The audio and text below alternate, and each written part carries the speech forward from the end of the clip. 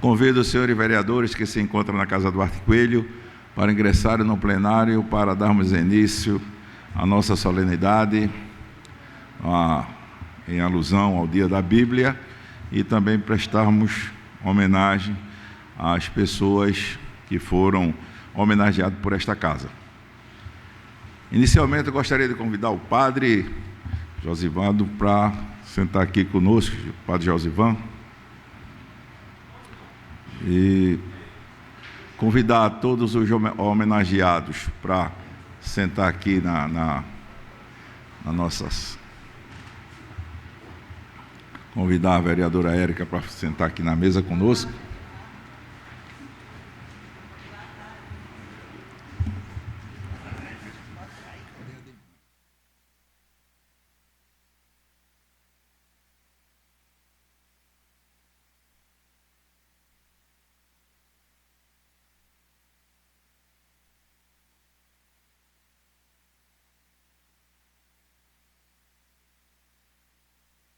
Convido a vereadora Prazeres para fazer parte da mesa conosco.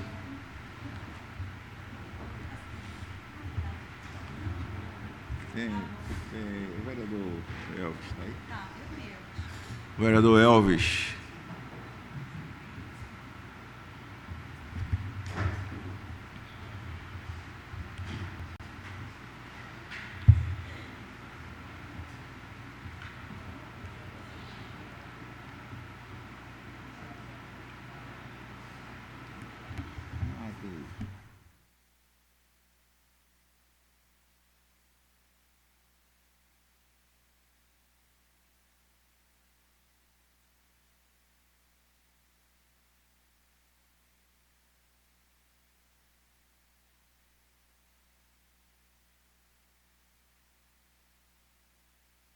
Ademir, vem cá.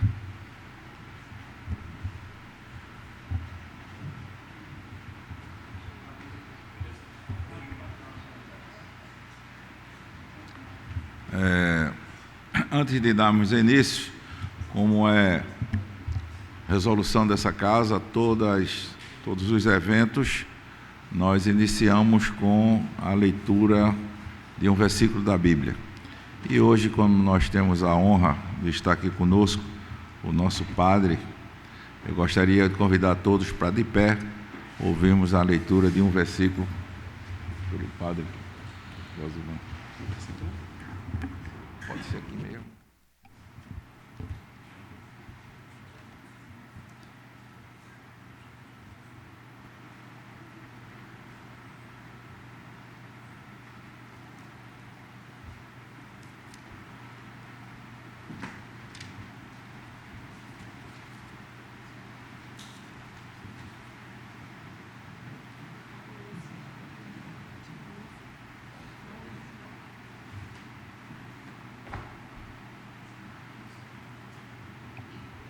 E o Verbo se fez carne e habitou entre nós. E nós vimos a sua glória, a glória do unigênito do Pai, cheio de graça e de verdade. Prólogo do Evangelho de João, capítulo 1, versículo 14.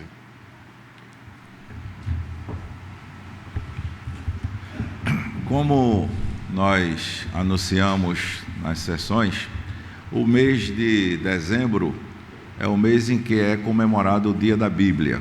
Sempre que ocorre em datas diferentes, né? Tem ano que acontece no dia 16, no dia 15. Esse ano, o Dia da Bíblia foi dia 10. E como a resolução que nós aprovamos aqui foi de iniciar a comemoração ao Dia da Bíblia a partir do dia 16, esse ano eu combinei com o padre que nós teríamos 3 palestras sobre a Bíblia, iniciando pelo nosso padre, sobre a importância da Bíblia à luz do catolicismo. Não é? Porque há algumas pessoas ficam perguntando: por que que a Igreja Católica tem uma Bíblia, os evangélicos têm outra Bíblia, o espírita tem outra Bíblia? E nós resolvemos, né, fazer uma palestra sobre a Bíblia Sagrada à luz do catolicismo. Amanhã nós teremos uma palestra, a Bíblia Sagrada à luz do espiritismo. E na quinta-feira nós teremos uma palestra, a Bíblia Sagrada à luz do protestantismo. Isso porque existem algumas particularidades que as pessoas questionam, mas que na realidade o objetivo é um só. Tá? Eu creio que o objetivo é aproximar o homem de conhecer a Deus, né? Então hoje, a convite nosso, nós convidamos o nosso padre Josivan, que está aqui já há 6 anos, ou é 7? 4? Poxa, a gente está tão íntimo que parece que já faz 10 anos. E aí, hoje nós teremos a oportunidade de ouvirmos uma palestra com o nosso padre. Antes, cadê o currículo? Trouxe o currículo dele. Você põe o currículo, pessoal.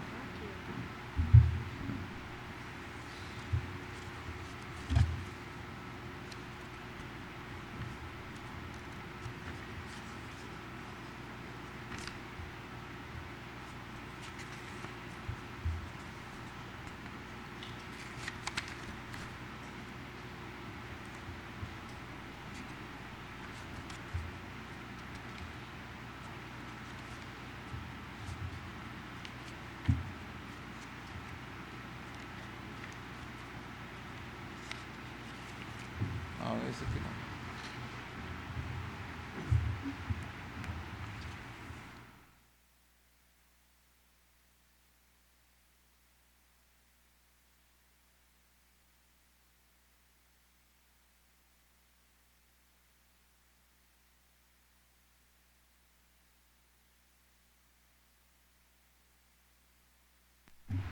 Falha nossa, não está aqui o currículo do padre para a gente tornar conhecido.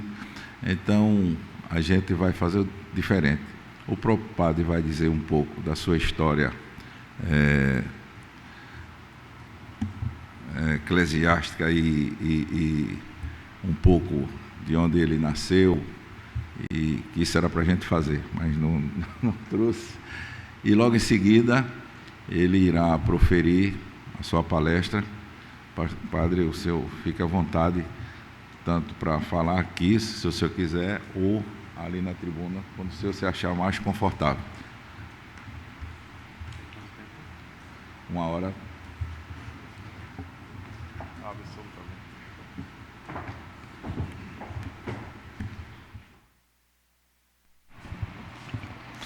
Uma boa tarde para todos e todas. Eu faço uma saudação ao nosso presidente da Câmara, vereador Ademar de Barros, e nele saúdo todos os homens aqui presentes, né? Uma saudação especial a nossas amigas Prazeres e Érica Ochoa, e com elas eu faço uma saudação a todas as mulheres aqui presentes. De fato, a falha foi minha, não é? Que haviam me pedido o currículo, mas como eu acho tão assim constrangedor falar de si mesmo, eu fiquei me renegando a entregar, mas agora eu fiquei numa situação ainda mais difícil para falar de mim mesmo. Mas como padre da paróquia, todo mundo conhece, vê subindo para baixo, para cima, de preto, né? Então não tem muita coisa a falar dele não, a não ser que eu sou cidadão bezerrense e já estou no ministério sacerdotal há 14 anos. Então, atualmente eu estou aqui em Igaraçu, há 4 anos de fato, mas já consegui me envolver na vida da cidade e já me sinto bem em casa e assumo 2 trabalhos. A paróquia de São Cosme e Damião de Igaraçu, que é uma paróquia muito importante, tanto assim que as pessoas me chamam padre de Igaraçu, ainda que sejamos 4 padres em Igaraçu, né? Padre Cruz de Rebouças, Nova Cruz e Loteamento. E também estou a cargo do seminário propedêutico, que formam seminaristas e padres que estavam no convento de Santo Antônio. E por isso também assumo o Museu Pinacoteca, ou seja, que é bastante trabalho para uma pessoa só. E eu gosto de dizer, cometendo um pecado do orgulho, né, que pela primeira vez em Igaraçu, a mesma pessoa que manda na paróquia manda no convento de Santo Antônio. Em 482 anos, havia alguém que mandava lá embaixo e alguém que mandava cá em cima. Mas agora eu cuido das duas instituições, né? Então, acho que isso já basta como apresentação da minha pessoa. Quero saudar Elvis Henrique, vereador desta casa, um jovem promissor e amigo, não é? E a palestra, ainda que me deram 1 hora para falar, né? Mas eu fiz a medição e eu vou terminar em 17 minutos. Né? Então, ninguém fica aperreado, não, que eu terminarei brevemente. Irene, uma amiga, me deixou até com a marca de batom aqui. Depois eu vou ter cuidado para tirar, para ninguém dizer que o padre beijou uma dama, né? Bem, minhas irmãs e meus irmãos, saudações a todos. Sabendo do ciclo de palestras sobre a Bíblia, promovida por esta casa, a Casa Eduardo Coelho, nesses 3 dias, 18, 19 e 20 de dezembro, e conhecendo também que cada dia vai haver um representante de uma vertente religiosa, e vão falar sobre o prisma próprio. Amanhã será um irmão espírita, e no dia seguinte um cristão reformado ou protestante. Então, perceba a alteridade de usar o púlpito hoje para falar desde o olhar católico romano cristão, descrevendo a especificidade, como é que a Igreja Católica vê a Sagrada Escritura. De fato, na Igreja Católica, a Escritura é base da autoridade doutrinal. Ela reflete nosso Senhor Jesus Cristo, que é, na verdade, a única palavra de Deus, o Verbo de Deus, a palavra de Deus encarnada, como diz o prólogo de São João, que lemos no começo desse momento. O prólogo diz: no princípio era a palavra, e a palavra era Deus, e a palavra estava em Deus. Mais importante e mais adiante, o versículo 14 diz: e a palavra se fez carne e habitou entre nós. Há então a compreensão que Jesus Cristo é Ele, a palavra eterna de Deus. A palavra de Deus, a Sagrada Escritura, é a pessoa de Jesus Cristo. Mas Ele, palavra eterna, foi pronunciada na história e na geografia dos homens. Pois Jesus nasceu da Virgem Maria, numa data e num lugar bem determinados, como faz questão de explicar o evangelista São Lucas, nas primeiras linhas do seu evangelho. Desta forma, é de Jesus Cristo, palavra de Deus encarnada, que emana toda a revelação de Deus. E o anúncio das obras e palavras de Jesus vão se configurar para nós no anúncio da Igreja sobre Jesus, a boa nova que a Igreja recolheu para pregar conforme o mandato do Senhor. Ora, esta pregação sobre Jesus é inicialmente uma pregação oral, e tão somente depois uma pregação escrita, como segue a própria natureza da evangelização. Por isso devemos compreender que a pregação, com os 2 modos de agir, falar e depois escrever, configura primeiro uma pregação, uma forma de falar de Jesus, e segundo uma escrita. Essa escrita são os textos do Novo Testamento. Também dessa mesma forma, essa pregação inicial leva a uma compreensão dos textos que vão se escrever depois. A interpretação dos textos é muito importante e, por isso, na Igreja Católica, se pensa a exposição doutrinal como um tripé, que se configura como Sagrada Escritura, tradição e magistério. Por isso, a minha palestra poderia chamar-se A Bíblia no contexto da tradição da Igreja. Ora, como diz o Concílio Vaticano II, a Sagrada Escritura é a palavra de Deus enquanto redigida sob a moção do Espírito Santo. E a Sagrada Tradição transmite integralmente aos sucessores dos apóstolos a palavra de Deus confiada a Jesus Cristo e pelo Espírito Santo aos apóstolos, para que, na luz da verdade, eles, pela pregação contínua, possam expor, conservar e difundir o nome de Jesus Cristo. É neste nascimento conjunto que fará com que a Igreja, desde o princípio até o presente, coloque essas duas colunas mútuas de apoio. De um lado, a Sagrada Escritura, e do outro, a Sagrada Tradição. Um dos vários exemplos que poderíamos trazer à colação são os textos da instituição da Eucaristia. Os evangelhos sinóticos de Mateus, Marcos e Lucas trazem a narrativa da última ceia de Jesus.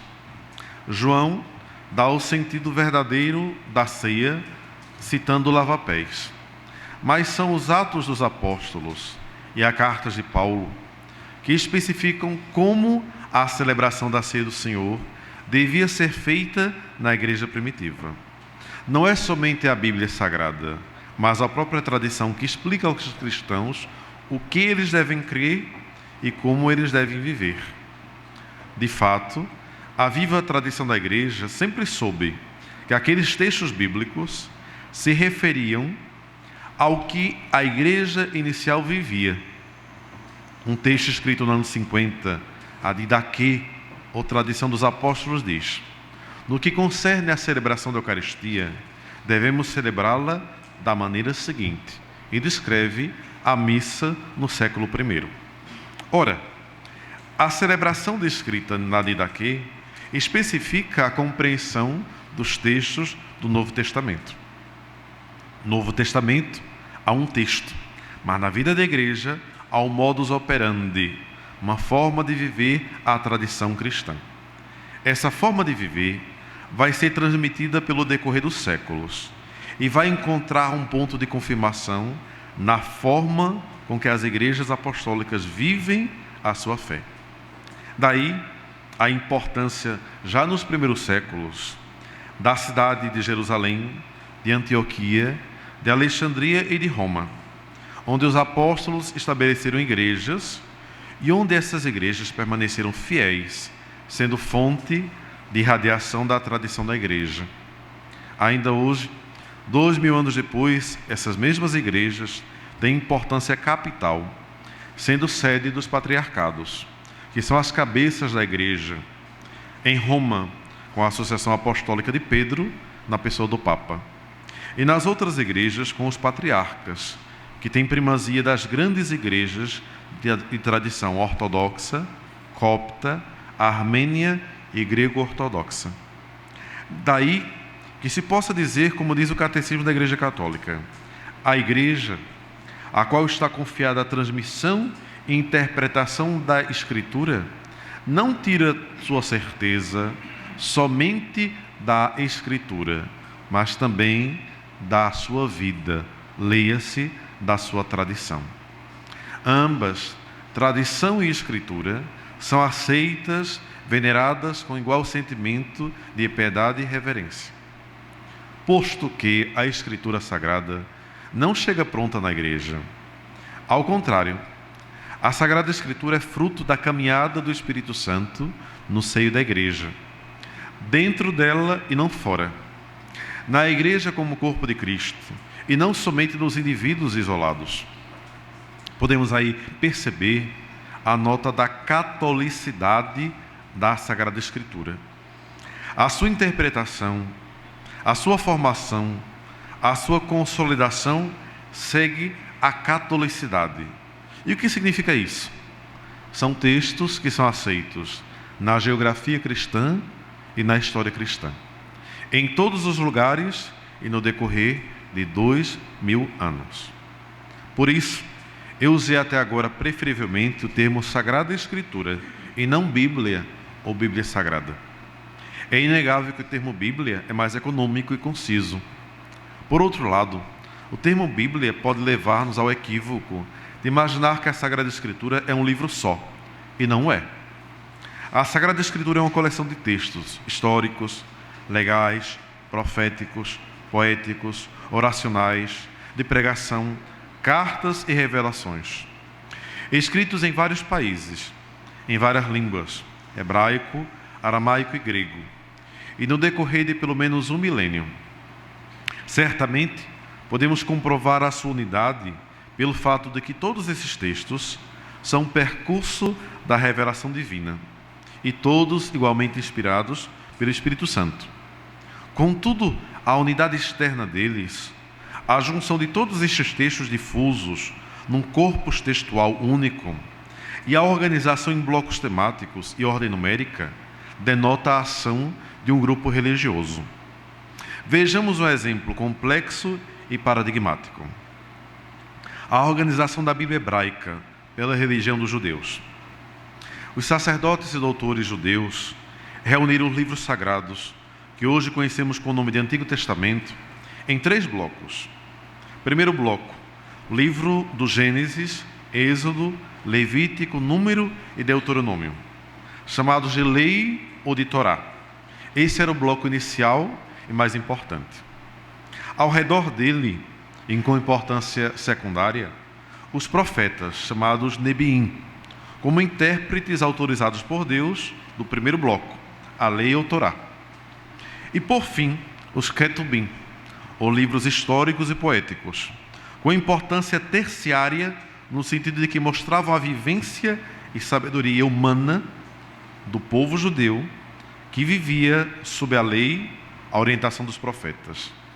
Para os judeus, então, o núcleo duro é a Torá, ao redor desse núcleo estão os profetas, e ao redor dos profetas a história e a poesia. Nós poderíamos imaginar que a igreja cristã assume o Antigo Testamento do mesmo jeito que os judeus organizaram, de forma acrítica, mas isso seria um ledo engano. Ao assumir os textos antigos, há uma reorganização teológica, posto que para os cristãos o centro não é a lei, mas é Jesus Cristo, palavra encarnada. Por isso, a igreja cristã primitiva não vai organizar mais a lei, protegida pelos profetas, envolvida pela sabedoria humana. A igreja cristã vai fazer o seguinte: colocará a Torá no começo, a primeira revelação de Deus. Seguirá com livros históricos, mostrando como o povo viveu essa lei, e mais ainda, como não conseguiu vivê-la.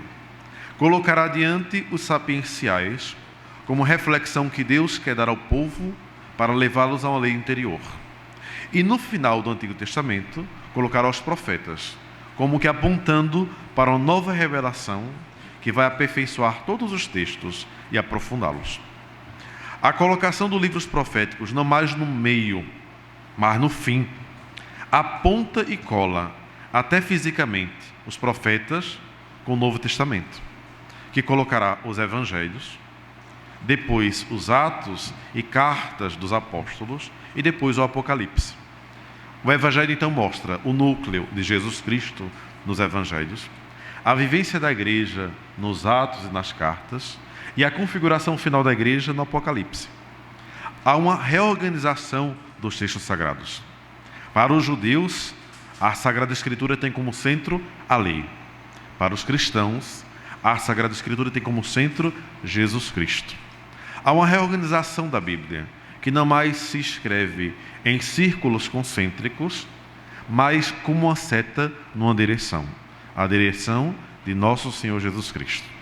Ora, essa organização não vem da própria Bíblia, mas vem da igreja cristã. Mostra então que a própria Bíblia se organiza a partir da tradição da fé cristã, da vida da igreja e da sua compreensão de Jesus Cristo. Outro exemplo importantíssimo é o exemplo dos textos do Antigo Testamento que não foram escritos em língua hebraica ou aramaica. Ou seja, os textos dos judeus foram escritos desde o Gênesis em língua hebraica, mas por causa do exílio na Babilônia, no ano 586 a.C., a partir da invasão de Nabucodonosor, rei da Babilônia, os judeus começam a escrever em aramaico, a língua babilônica. Mas outros judeus na diáspora helênica, ou seja, espalhados pelo mundo daquele momento, começam a escrever em grego. Daí vêm os livros de Tobias, Judite, 1 Macabeus, 2 Macabeus, Baruque, Sabedoria e Eclesiástico. 7 livros escritos em grego. Quando surge o cristianismo, os apóstolos não escrevem mais em aramaico nem em hebraico, mas em grego. Por isso, os judeus reunidos em Jamnia, no ano 80 d.C., após a destruição do Templo de Jerusalém, no ano 70 d.C., por Tito e Vespasiano, será imperador de Roma, decretaram naquele encontro que os livros da Bíblia dos judeus somente serão livros escritos em hebraico e aramaico, que é a língua da revelação inicial de Deus. Ora, este princípio de resumo da Bíblia é feito por uma razão. A Bíblia, chamada Novo Testamento, que estava sendo escrita em grego, era necessário que os judeus a rejeitassem.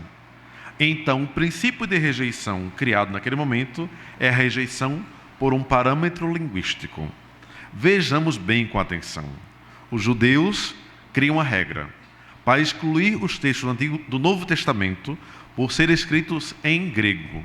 E assim, excluem 7 livros que eram usados pelos judeus naquele momento, mas que não haviam sido escritos em hebraico, mas em grego. É justamente esse princípio, o da Bíblia hebraica, que vai ser usado no ano de 1520, em torno disso, pelo reformador Martinho Lutero, para fechar o cânon bíblico. E, incrivelmente, pela regra de exclusão judaica respeito aos livros em grego, da Bíblia cristã, da versão protestante, esses 7 livros serão excluídos. Daí a diferença primordial da chamada Bíblia católica para a Bíblia protestante. Na Bíblia católica temos todos os livros usados naquele momento em hebraico, aramaico e grego, e todo o Novo Testamento em grego. Na Bíblia chamada protestante está o cânon judaico, somente com os livros em hebraico, e o cânon do Novo Testamento com os livros em grego.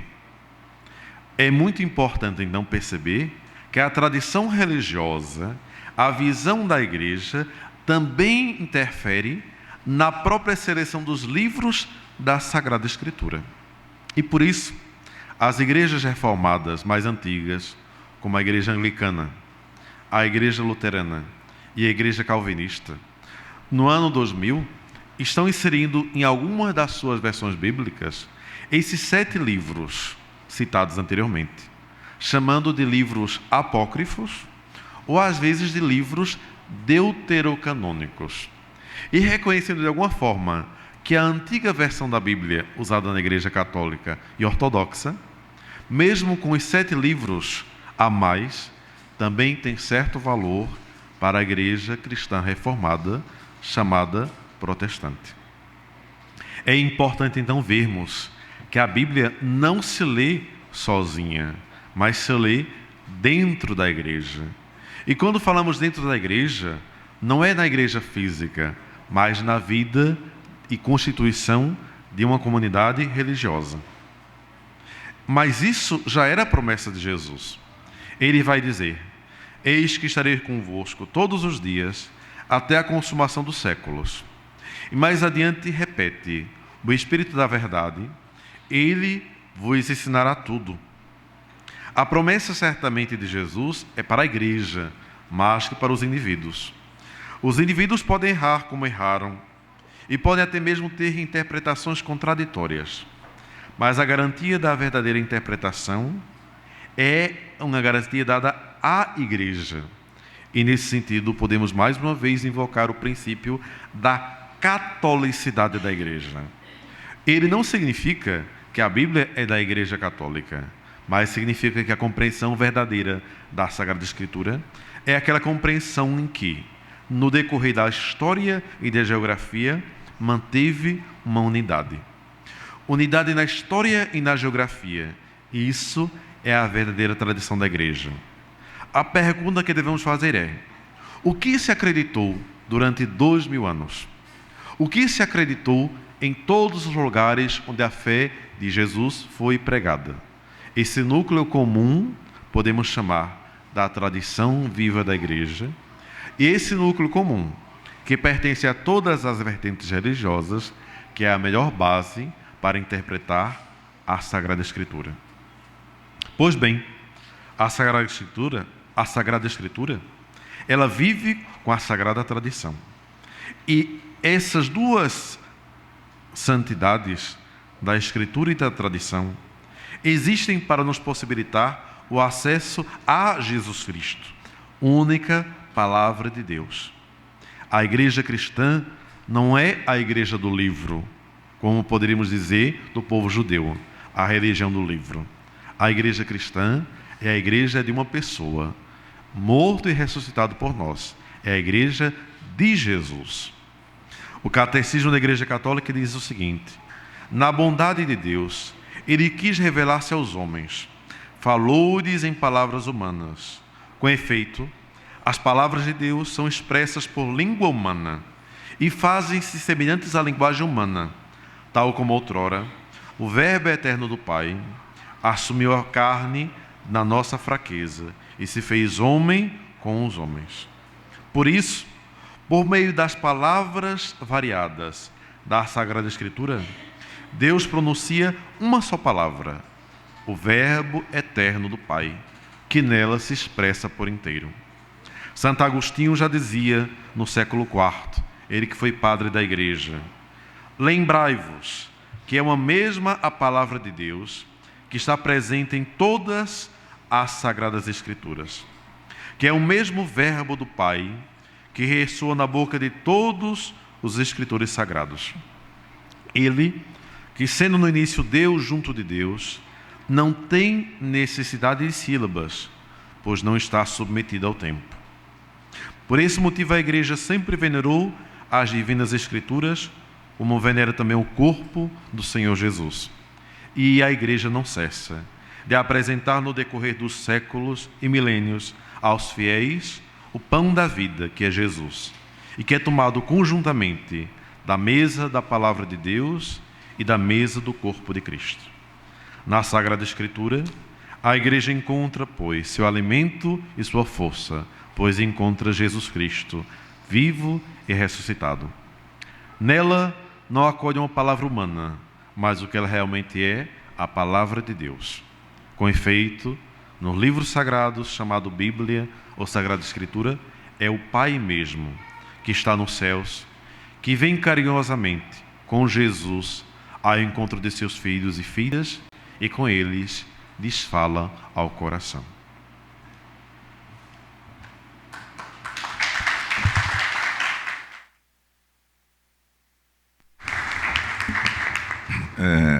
O padre irá sentar aqui, e se alguém desejar fazer alguma pergunta, alguma dúvida, eu já tenho uma para fazer. Padre, eu confesso que nunca me interessei em ler esses 7 livros, porque eu nasci na igreja cristã reformada, né? E eu já li a Bíblia toda, mas nunca, e por incrível que pareça, eu já li o livro de Allan Kardec, eu já li o livro dos Mormons, porque eu gosto de saber, e não tive assim, a curiosidade, o interesse de ler esses 7 livros que são chamados de apócritos, não é isso? E vou ler. A minha pergunta é: esses livros eles foram escritos no período do Novo Testamento ou tem parte em que foi escrita no Antigo Testamento ou tem no Novo Testamento? Os 7 livros. Os 7 livros que nós falamos, não é, que existem na Bíblia Católica e não existem na Bíblia chamada Protestante, eles foram escritos entre o exílio da Babilônia no ano 586 a.C. e o final do reinado de Ciro no ano 200 a.C. Então eles são chamados literatura do Antigo Testamento ou intertestamentária. Na época que Jesus nasceu, todos eles já existiam e eram usados na sinagoga, mas não na sinagoga de Jerusalém. Eram usados no Egito, na Grécia e na área da Turquia. E é por isso que eles não foram aceitos pelos judeus, porque eram escritos na periferia e não do centro. Alguns deles têm referências no Novo Testamento. Então se sabe que Jesus e os judeus daquele tempo conheciam esses livros, mas só usavam nas sinagogas periféricas.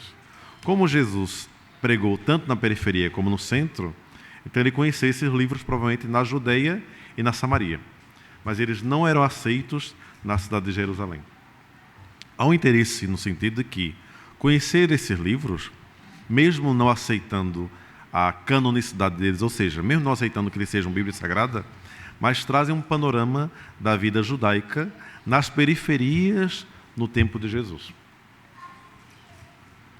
Obrigado, pastor. Alguém gostaria de fazer alguma colocação? Não? Bom, ninguém se pronunciou, né? Padre, nós queremos dar um informativo ao senhor.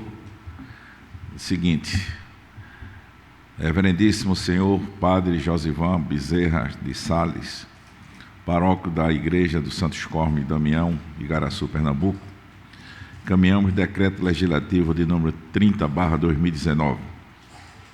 Reverendíssimo senhor, cumprimentando cordialmente pelo presente, estamos encaminhando o decreto legislativo número 30/2019, o qual lhe concede o título de cidadão honorário de Igaraçu em reconhecimento aos relevantes serviços prestados em prol do desenvolvimento do município de Igaraçu, nos termos da proposição apresentada em anexo. Outrosim, aproveitamos o ensejo para convidá-lo a participar da sessão solene de entrega da referida comenda a realizar-se no dia 27 de dezembro do ano em curso, às 16 horas.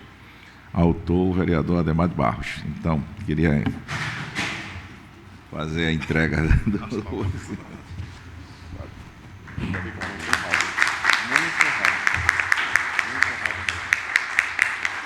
Sexta-feira, de hoje a 8, aliás, de sexta-feira agora a 8, será entregue a comenda ao senhor e novamente o senhor estará aqui conosco. Eu agradeço e fico muito honrado. Na verdade, eu já me sinto de Igaraçu, mas um título desse é algo muito importante. Então, muito obrigado de verdade. E aqui está uma simples que foi criado pelo nosso artista que está ali, Marco Aurélio. Fica de pé, Marco. Eu pedi para que ele fizesse e queria entregar também uma lembrançazinha. Se quiser abrir. Com certeza. Está tão colado aí.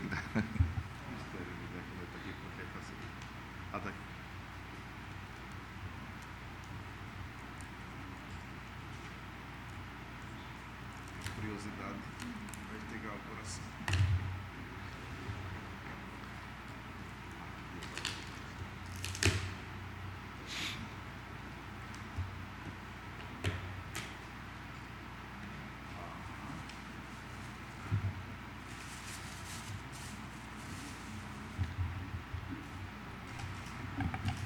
O vereador que eu não saudei, Santo Antônio.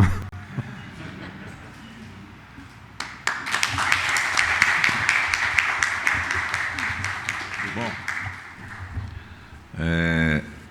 aproveitando, essa casa vem desenvolvendo um trabalho do início desse ano para cá, onde os vereadores procuram reconhecer e estimular aqueles talentos, aquelas pessoas que vêm desenvolvendo trabalho no nosso município, e já prestamos aqui várias homenagens a artistas, artesãos, poetas, né? E desta vez também da minha autoria, né? Aprovado por todos os colegas vereadores, nós estamos prestando homenagem a algumas pessoas entre ela o nosso jovem Jales dos Santos Pereira, esse jovem talentoso que vem desenvolvendo um trabalho no município em levar as pessoas a terem interesse em conhecer Igaraçu.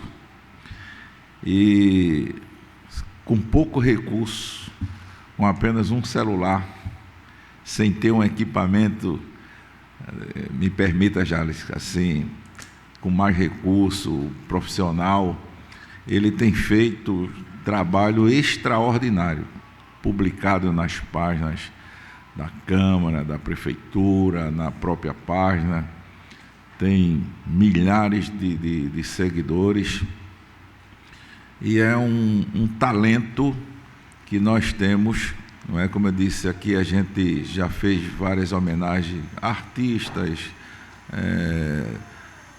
grafiteiros, que antes eu confundia grafiteiros com pichadores, né? Mas assim, Charles tem sido um talento extraordinário. Nós acreditamos que ele irá, muito breve, se tornar um grande profissional, porque ele está no início do seu projeto profissional, né? Ainda tem muito chão, né, Charles, para a gente desfrutar. E aqui a gente tem um pequeno resumo, né, dele.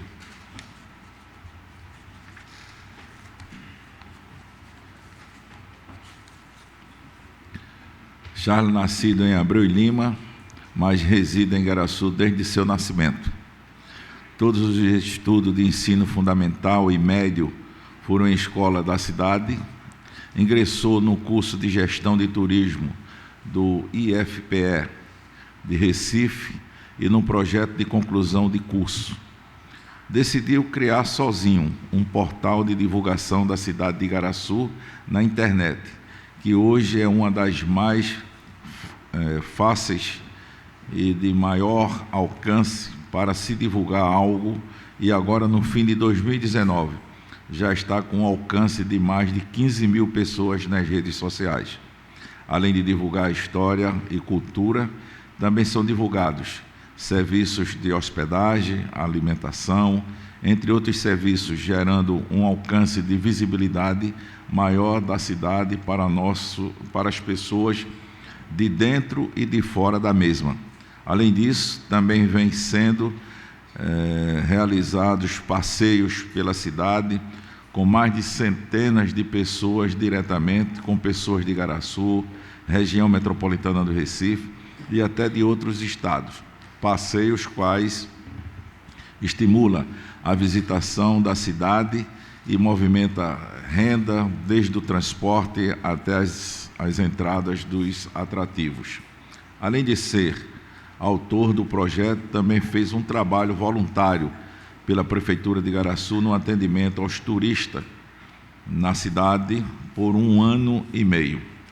Então, eu gostaria de convidar a sua genitora para, junto com ele, receber de minhas mãos esse certificado, convidar o vereador Elvis para assumir a presidência, para que eu faça a entrega dessa homenagem ao nosso jovem Jales.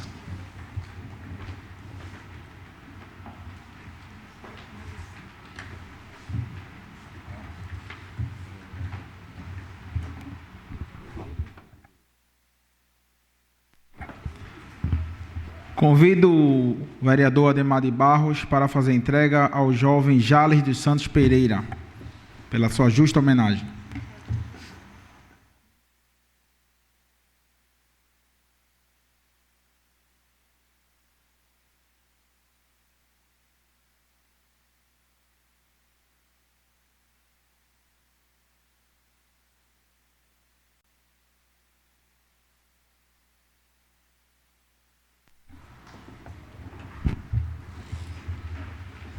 Convido o homenageado para dar o seu discurso e passo a presidência para o vereador Ademar de Barros.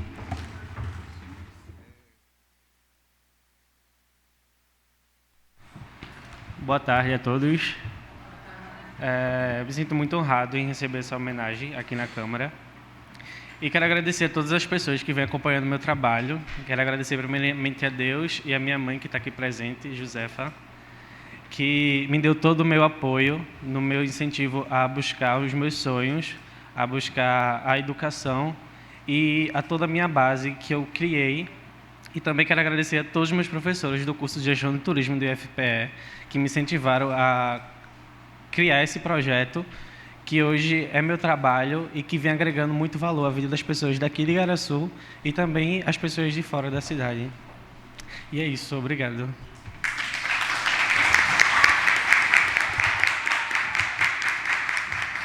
Convido a senhora Maria Lúcia Rodrigues do Nascimento, uma das homenageadas, para ingressar ao plenário.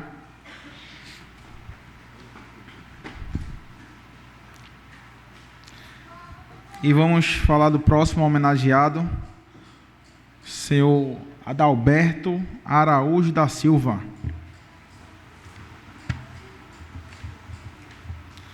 Convido o vereador proponente para usar a tribuna, vereador Ademar de Barros.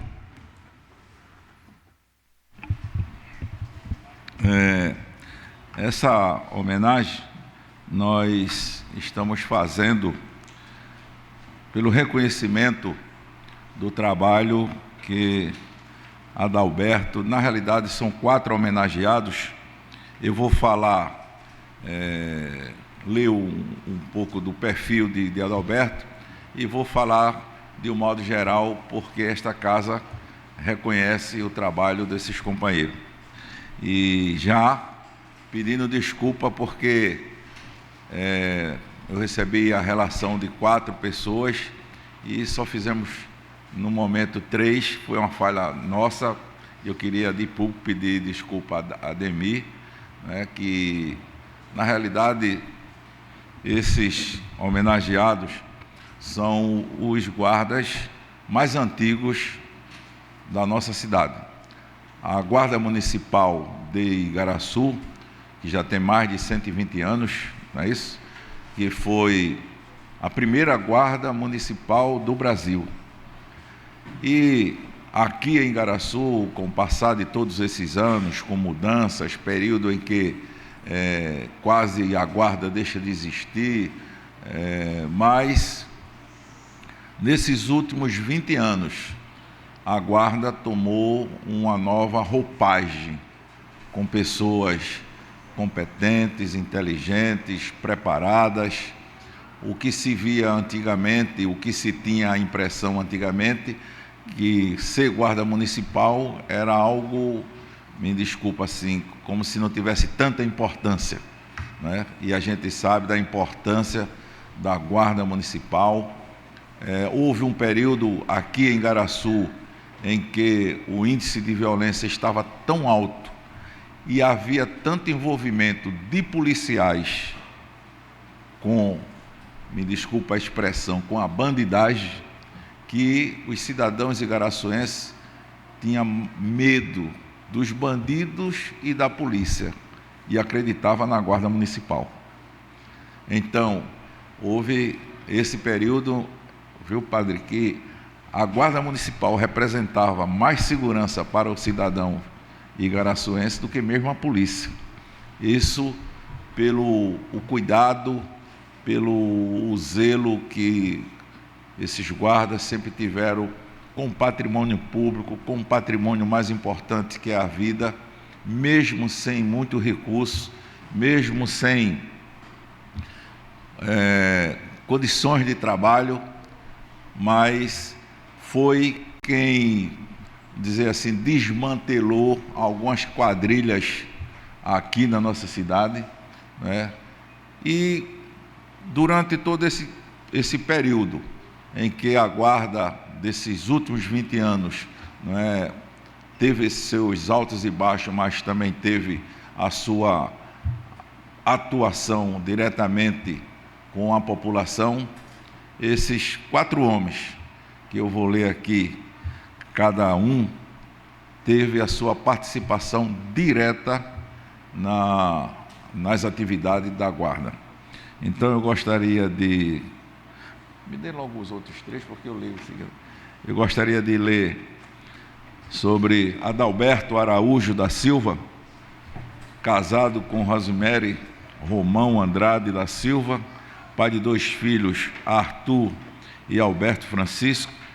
Ingressou no serviço público no ano de 1994, na gestão do prefeito Jurandir Bezerra Lins, sendo nomeado à função de inspetor no mês de agosto de 2005, na gestão do prefeito Severino de Souza e Silva.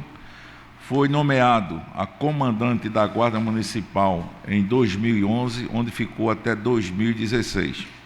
Formado em licenciatura em matemática, com pós-graduação na Faculdade de Igaraçu, FACIG, atualmente membro permanente da Comissão de Avaliação Disciplina da Guarda Civil de Igaraçu. Vou ler também logo os outros para a gente ganhar tempo, né? O Ademir Cruz, esse é o mais idoso.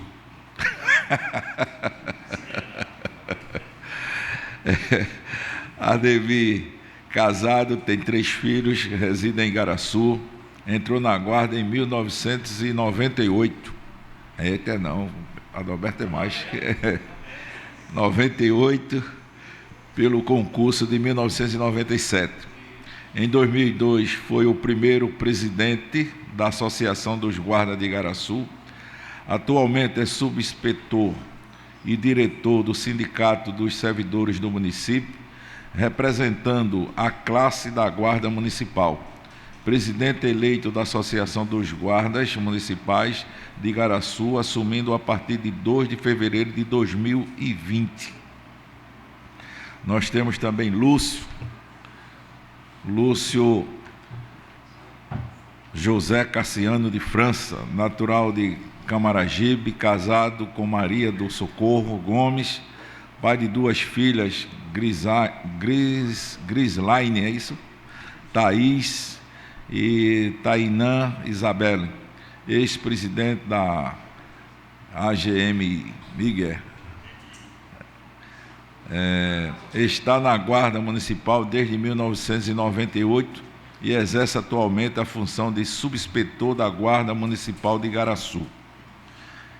E nós temos, por fim, Manuel de Siqueira Cavalcante Neto, Guarda Municipal de Igaraçu, natural de Recife, casado com Sandra Rosângela Cavalcante, pai de 2 filhos, Samara e Gabriel, formado em Biologia pela Faculdade de Saúde de Paulista, FASUP, Gestão Ambiental, com especialização em Perícia e Auditoria Ambientais pela Faculdade Alfa, em Recife, Pernambuco, apto a emitir pareceres e assinar laudos e licenciamento ambientais. Atualmente é presidente da Associação dos Guardas de Igaraçu. Como os senhores observaram, hoje nós temos uma guarda qualificada, onde hoje essa guarda tem um estatuto que foi elaborado, discutido entre eles. Temos o Código de Ética e Disciplina, também discutido pela guarda, onde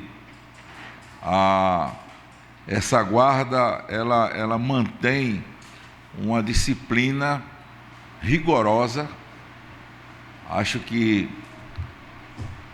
quase que compete com o rigor da polícia, não é? Porque é uma guarda que muitas vezes é desacatada, mas é treinada para ter equilíbrio de contornar a situação. Essa guarda também criou um grupo para atender os turistas, que ainda não está em ação, não por falta de capacidade da guarda, porque temos pessoas especializadas, treinadas preparada para isso. Temos um grupo que foi criado também pela guarda, do meio ambiente, para cuidar da questão do nosso meio ambiente. Na realidade, nós temos toda a capacidade humana para desenvolver essas atividades. O que está faltando, na realidade, são as condições de trabalho, são equipamentos, né, que está faltando para que essas atividades sejam desenvolvidas. Não é isso, Adalberto? Isso foi uma luta deles, né, uma luta em estudar como criar essas atividades, uma luta em convencer o chefe do executivo a tornar isso lei, e agora está sendo uma luta para adquirir os equipamentos necessários para desenvolver. Então, a Casa Duarte Coelho, a Casa Legislativa, reconhece o esforço dos senhores com os demais, não é? A Guarda hoje tem um contingente de aproximadamente 100 pessoas, 84, o que deveria ser 160, não é isso? Me parece a necessidade para a nossa cidade seria de 100 e poucas guardas. Então, parabéns a vocês, nós reconhecemos os seus esforços, nós reconhecemos a dedicação que vocês têm, porque existe uma coisa que eu sempre falo, que é a diferença entre compromisso e comprometimento. Existem pessoas que têm um compromisso, mas não têm um comprometimento. O compromisso é aquele que chega na hora certa, que cumpre com a sua tarefa, e quando chega a hora de largar, ele não fica um minuto, porque ele já cumpriu com o seu compromisso. O comprometido é aquele que faz um pouco mais do que tudo isso. É aquele que se preocupa em desenvolver, é aquele que se preocupa em criar, é aquele que se preocupa em colaborar com um colega que precisou ficar um pouco mais tarde nas suas atividades, e que o fato de ter chegado a hora de largar, mas o outro colega ainda não chegou e ele fica até o outro chegar. Então, isso são pessoas comprometidas, são aqueles que dão um pouco mais do que a sua obrigação. Então, esse é nosso reconhecimento, e parabéns a todos vocês.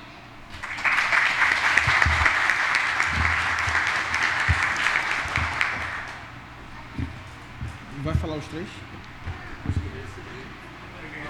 Vou chamar agora o homenageado um por um, Adalberto, para receber das mãos do proponente, vereador de Barros, a justa homenagem.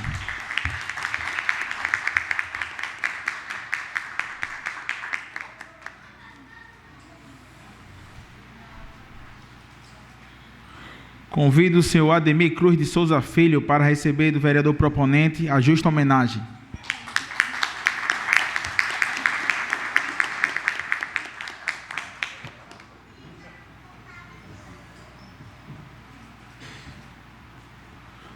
Convido o homenageado Lúcio José Cassiano de França para receber das mãos do vereador Ademar de Barros a justa homenagem.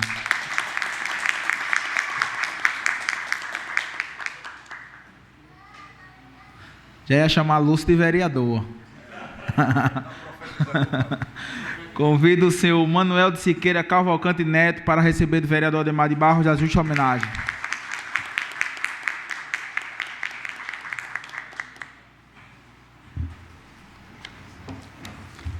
Convido o homenageado Adalberto Araújo para usar a tribuna. Aproveito para passar a presidência ao vereador Ademar de Barros.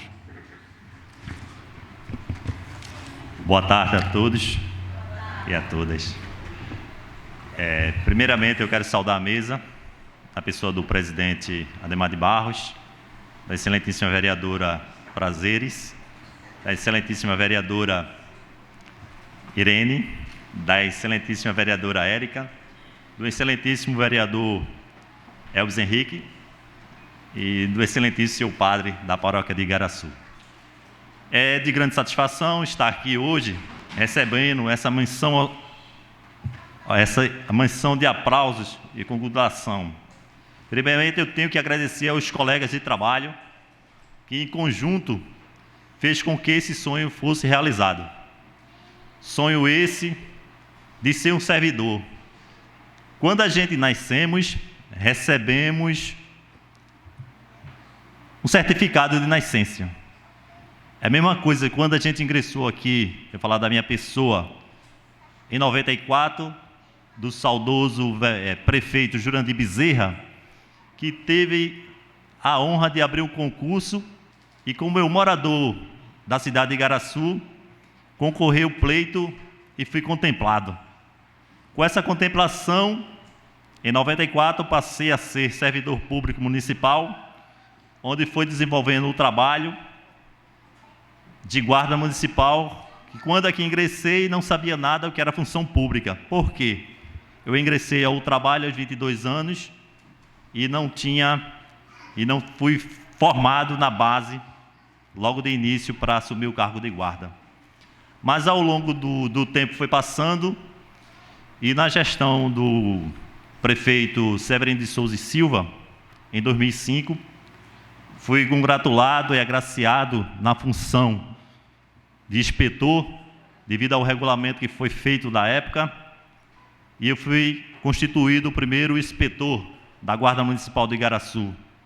Com isso, me deram o título e a incumbência de levar segurança aos 4 cantos de Igaraçu e às pessoas que transitavam para o nosso município. Título esse honrado até a data de hoje. Há 14 anos eu exerço a função de inspetor.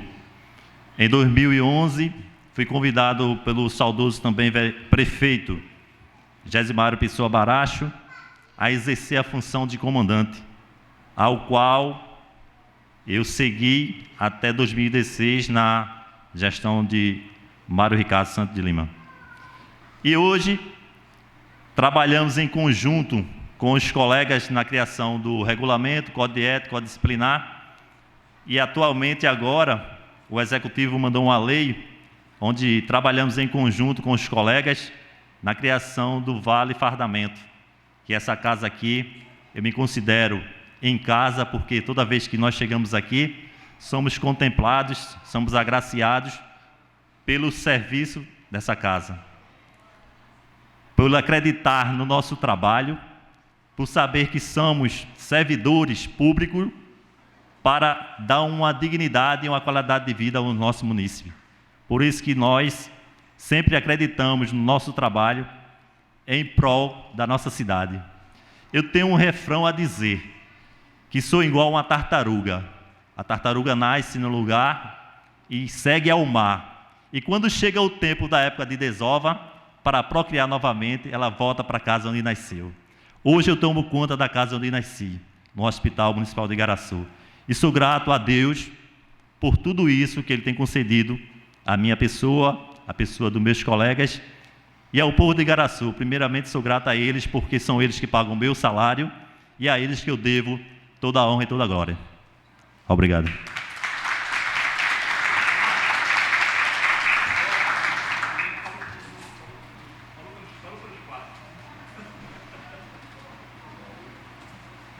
Os demais homenageados se sentem contemplados com a fala de Adalberto. Queria registrar também agora o nosso companheiro aqui, o guarda Reginaldo. Seja bem-vindo, Reginaldo. Obrigado aí pela presença.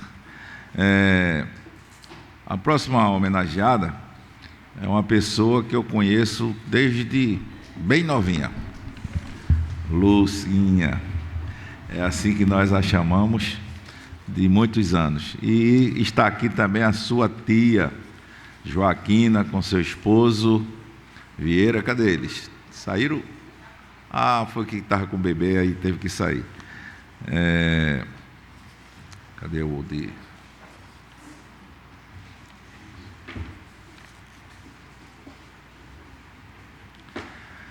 Maria Lúcia Rodrigues do Nascimento, nascida em Itatiba. Itatiba, é? Itaíba, é? Escrever aqui Itatiba, eu nunca ouvi falar mais. Residente em Igaraçu há 34 anos. Chegou ontem. Casada com o senhor Marcos Antônio, mãe de... Cadê o Marcos? Marcos ali. Desculpa aí, Marcos. Mãe de 3 filhos, Taíris, Marco Antônio Júnior e João Manuel, e avó de 2 netos. Ih, rapaz, já é avó, olha aí. Maria Letícia e Ícaro Rian. Ingressou na Prefeitura Municipal em 1987, a qual iniciou sua carreira profissional no cartório eleitoral, onde passou 2 anos. Em seguida, prestou concurso público para a Prefeitura e, tendo sido colocada à disposição para o Egrégio Tribunal de Justiça, onde se encontra até a presente data, exercendo sua função com comprometimento e amor. E eu testemunho isso. A vereadora proponente foi a vereadora Irene Marques, e muito bem lembrado, viu, Irene? Eu tinha mais a obrigação de homenageá-la do que você, porque ela me fez um grande favor quando ela e a tia, quando eu tive a intenção de ser candidato a vereador em 1988. Acho que o vovô daqui sou eu mesmo, viu, Ademir? Não é tu, não. Ninguém, naquela época, a exigência da filiação partidária era mais rigorosa do que hoje, e tinha que ter a ficha, né, no cartório. E o cartório era aqui, nesse prédio Dom Pedro II, e Lucinha era bem novinha, e Joaquina estava cirurgiada, e ela disse: não, sua ficha, ela está no cartório. E a gente trouxe ela, subimos com ela numa cadeira, porque ela não podia subir escada, e lá ela encontrou, depois de procurar muito, encontrou a minha ficha juntamente com Lucinha, que já era na cola dela naquela época. Então, nesse momento, eu gostaria de convidar a vereadora Irene, que irá justificar o reconhecimento à nossa homenageada Maria Lúcia Rodrigues do Nascimento.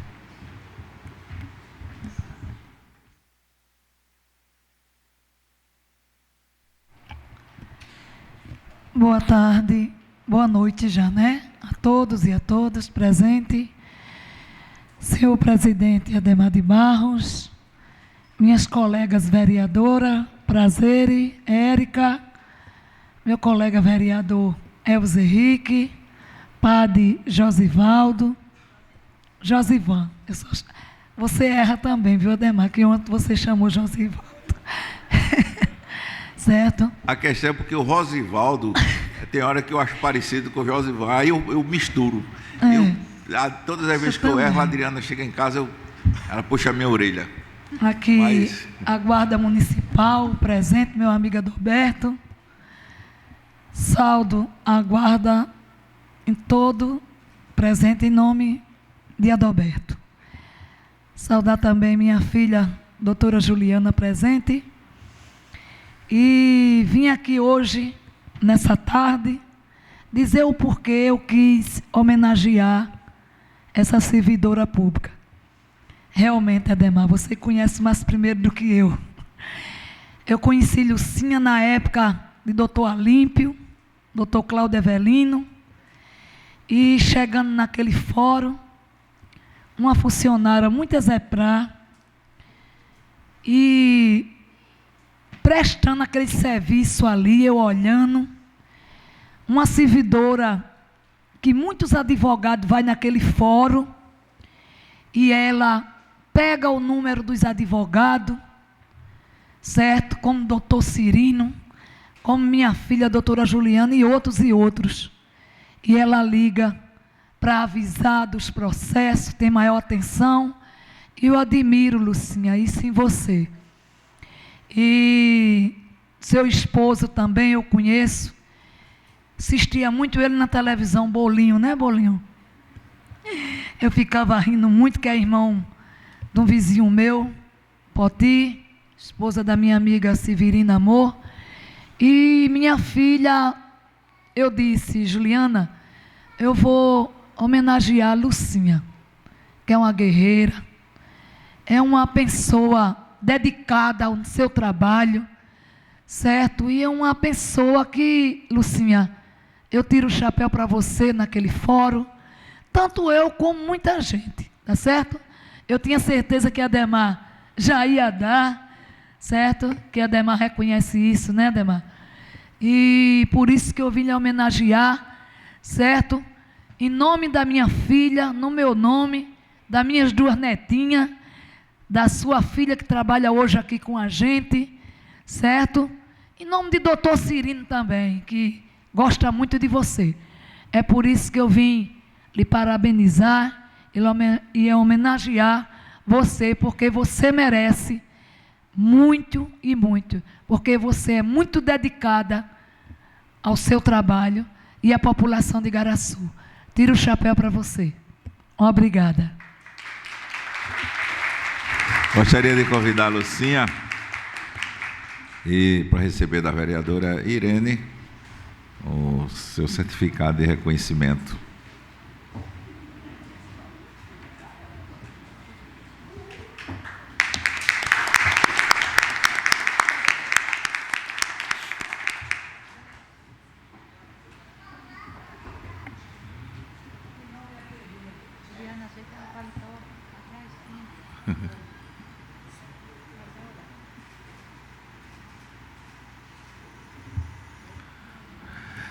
Convido Lucinha para seus agradecimentos. Oi, muito bem.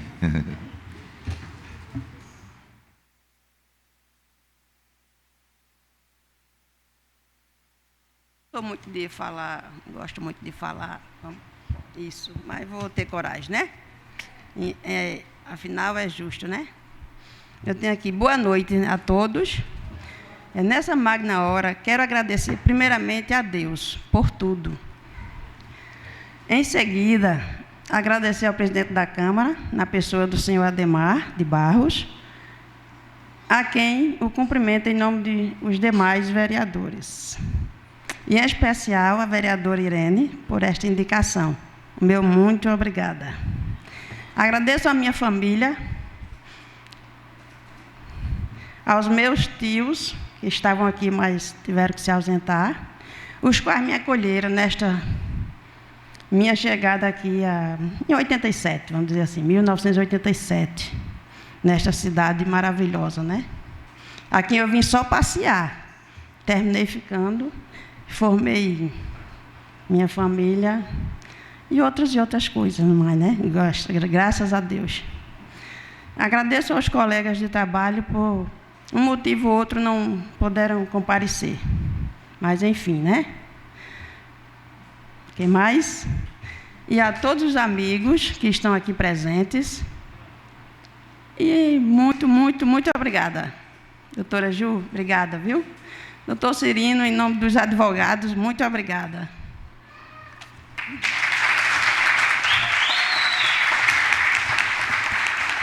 Obrigado, Lucinha. Ouviremos a fala da nossa vereadora Prazeres.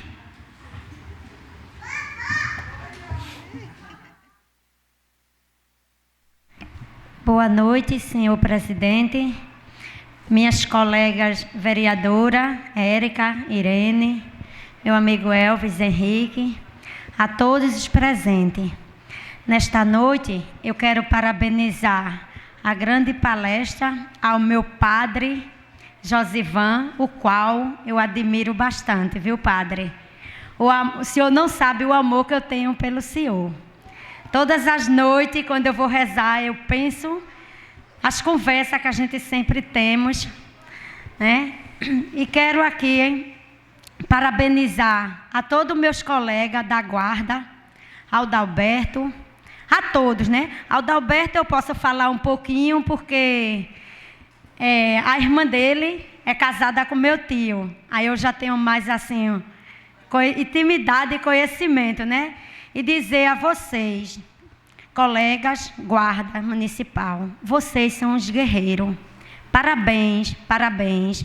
Que Deus abençoe poderosamente cada um de vocês na longa caminhada. E ao amigo Júnior, Jackson, Jalice, não dá, mas tudo bem. A você, que Deus continue te abençoando. Um jovem com esse belíssimo trabalho. Que Deus te abençoe, que Nossa Senhora te proteja nesta tua longa caminhada. E a você, amiga Lucinha, a qual também eu conheço. Que Deus continue te abençoando poderosamente na tua luta, na tua força. Deus abençoe cada um. Meu muito obrigado. Ouviremos a vereadora Érica.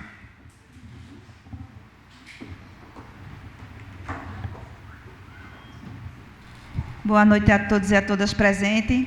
Quero saudar aqui os meus amigos, o presidente Ademar Soares de Barro, Elvis Henrique, minhas amigas Irene e Prazeres. Parabenizar a todos homenageados, mais do que justo, e ao nosso tão querido padre Josivan, que deu aqui uma aula para nós. A nossa vida é sempre um aprendizado, seja no lado religioso, humano, social. A vida é uma escola. E hoje eu pude aprender mais sobre a nossa religião, né, que eu sou católica, com o nosso tão querido padre.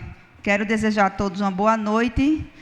Há alguns que eu não vou ver daqui para o Natal e Ano Novo. Tudo de bom, paz, prosperidade. Que Deus estenda a mão sobre a cabeça de toda a família igaraçuense. Muito obrigada.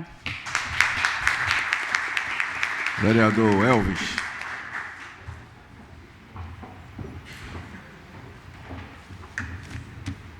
Boa noite, amigos, amigas, as pessoas que estão aqui presentes, as pessoas que estão em casa nos acompanhando através das redes sociais.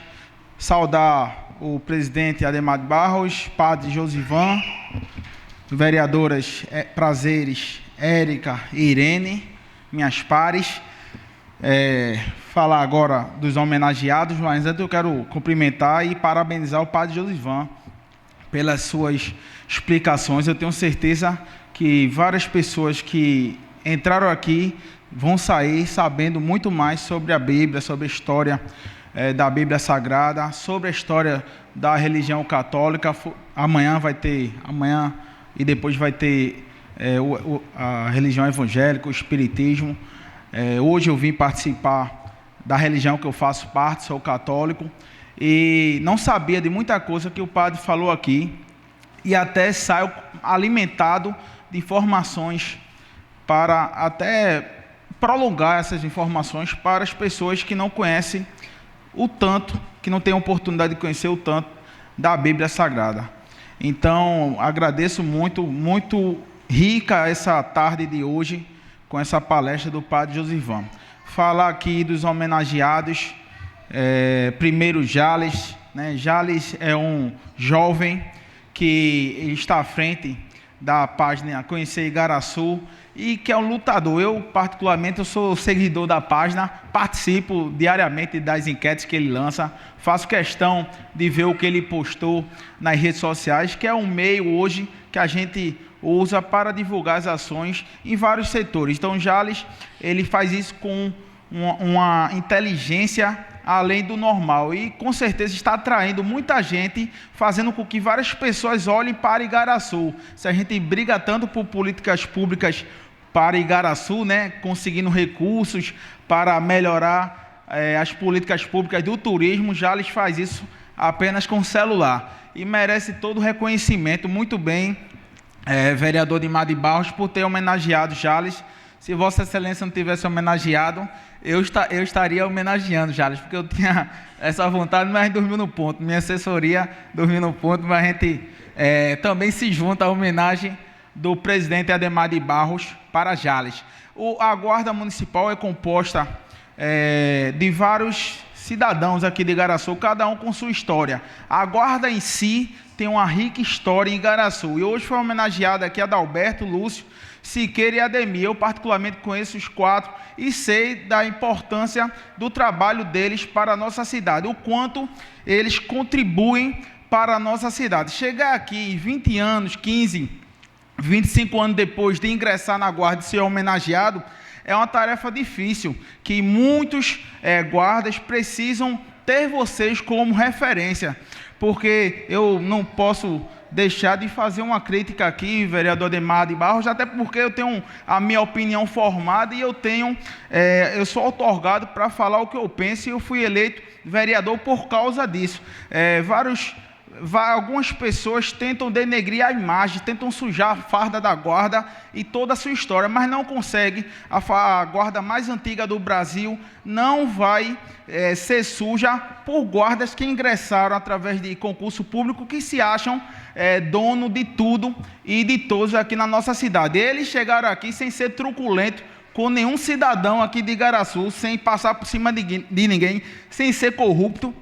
Então, eles merecem homenagem. Eu passo esse recado a todos guardas municipais, com certeza a maioria da guarda, dos cidadãos que ali estão, que sigam exemplos aqui de guardas, para daqui a 10, 20 anos, seja uma nova Câmara aqui, homenagear guardas que contribuem para a história de Igaraçu. Então, essa aqui é meu elogio, mas também chega a ser uma crítica para algumas pessoas que vestem a farda e querem passar por cima até do seu gestor, né? E a gente sabe que isso é tão alternado, né? Muda prefeito, sai secretário, e cada um tem uma história. Eu acredito que quem erra na guarda tem que consertar, e com certeza as falas aqui é uma caixa de ressonância, aí chega no ouvido da pessoa que age de forma errada. Então, siga o exemplo aqui dos guardas aqui, para daqui a 20 anos, eu não sei se eu vou estar aqui nessa casa, não sei aonde vou estar, só Deus sabe, mas com certeza vai ser homenageado, como foi homenageada aqui Lucinha, que eu ouvia muito falar de você, Lucinha, e Ademar aqui falou de uma coisa que aconteceu em 88, que eu não acabado de nascer aqui naquele ano, mas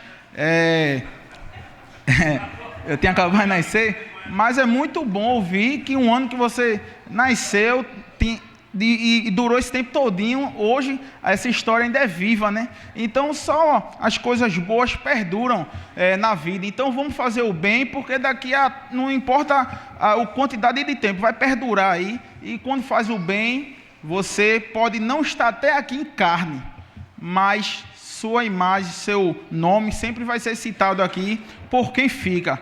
Então eu sou nessa linha aqui, e parabéns a todos os homenageados. Esqueci de alguém? Não foi? Então, minha gente, muito obrigado pela oportunidade da fala.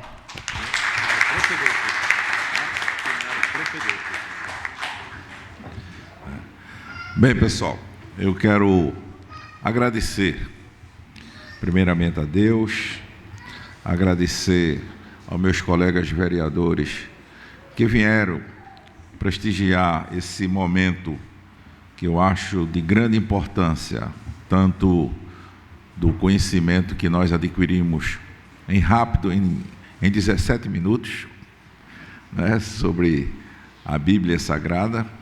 Confesso, padre, que me despertou o desejo de ler os livros apócrifos, e parabenizar aos homenageados, Maria Lúcia, conhecida por todos nós como Lucinha. Fica com ciúme não, viu, Marco? Nosso jovem Jales, nosso amigo Adalberto, Ademir, Lúcio, José Cassiano e Manuel de Siqueira. Eu queria deixar como um presente de Natal para todos presentes o Salmo 37 e o versículo 5, que é um versículo muito conhecido, e diz o seguinte: entrega o teu caminho ao Senhor, confia nele e ele tudo fará. Esse versículo, ele me chama a atenção por uma única razão. O ser humano, ele é tendencioso a se achar autossuficiente, a se achar capaz, e muitas vezes a gente diz: isso eu faço de olho fechado. Ou muitas vezes a gente dizemos: isso aqui eu conheço como a palma da minha mão. E qualquer atividade que você for realizar, entregue ao Senhor, que sempre dará certo. Às vezes a autoconfiança nos leva a errar, e a gente fica se perguntando: eu não consigo entender por que eu errei uma coisa que eu faço todos os dias. Eu estou dizendo isso por experiência própria, já aconteceu comigo, padre, de atividades que eu fazia constantemente e de repente eu realizei e deu errado. E eu ficar me perguntando por que eu errei. E aí, lendo esse texto, eu comecei a refletir, porque eu esqueci de entregar nas mãos de Deus. Então, tudo quanto vocês forem fazer, vocês estão aqui porque algo a mais do que o profissionalismo atuou na vida de vocês, o amor. Tudo que é feito com amor, com dedicação, o resultado sempre é positivo. O resultado sempre se sobressai além de outros colegas que fazem a mesma atividade. Então, vocês que já estão com 20, 24, 25 anos de carreira, alguns contando os dias de se aposentar, mas assim mesmo estão lutando para a melhoria das atividades, para os colegas que vão ficar. Ademir já está perto de se aposentar, né, Ademir?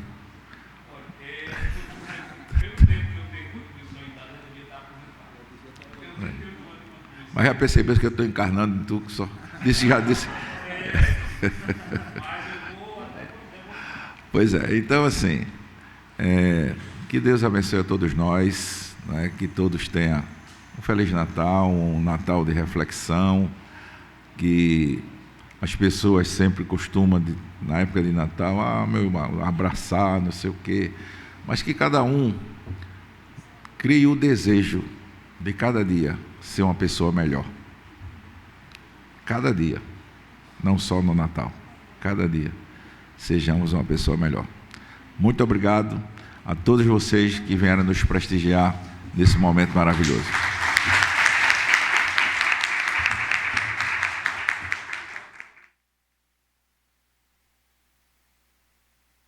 Vamos tirar uma foto aqui com os homenageados e com o nosso palestrante aqui na frente.